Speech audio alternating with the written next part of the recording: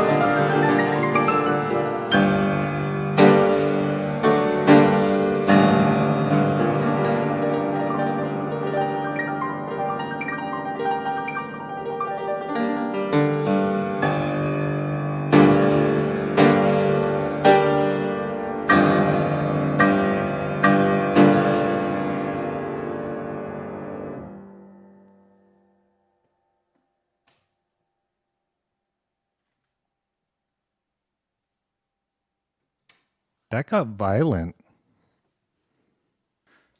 All right. So to explain a bit about what I was doing there, there was method here. I decided to do a little twist of my own and have the main theme of William number one, the bad guy, actually be in a major key because he viewed that part of himself as positive, and he viewed the other guy, William two, as negative. So I did the main theme in G major and the contrasting. It's actually the kind of the same theme played a bit differently, kind of the same theme in E minor, which is the relative minor key of G major. What relative minor means is the notes that you play in the scale of G major and E minor are all exactly the same. The only difference is which one do you start on. So G major sounds like that. E minor starts a couple notes down. So they're related keys, and that was very much on purpose. And I decided to try and set up some kind of conflict between the two and sudden shifts between the two. And as it progressed, I eventually thought, oh, you know what would be really cool actually to show that the moment where he defeats the part of himself that keeps him in check and in line, transpose it to as far away from G major as you can get, which is a tritone, which is that lovely sounding interval, very unstable interval. So I briefly did a transition to C sharp minor to show that sudden transition of, at the end of the story, and then worked my way, forced it maybe a little bit back to G major, and ultimately ended it in G minor because that's where the bad self really comes out and is out of control at that point. And so it didn't seem to be appropriate to leave it in G major all the way through. So G minors. But yeah, that might be my loudest improv yet. So hopefully it came. Oh no, it's not. Okay, thought my camera was frozen for a sec, but I just kind of paused. I fooled myself. But yeah, hopefully, I don't know how much of that came through as you guys were listening, but that's what I was thinking, what I was going for as I was playing. So there you go. Yay! What, Amanda? I said yay! Yay!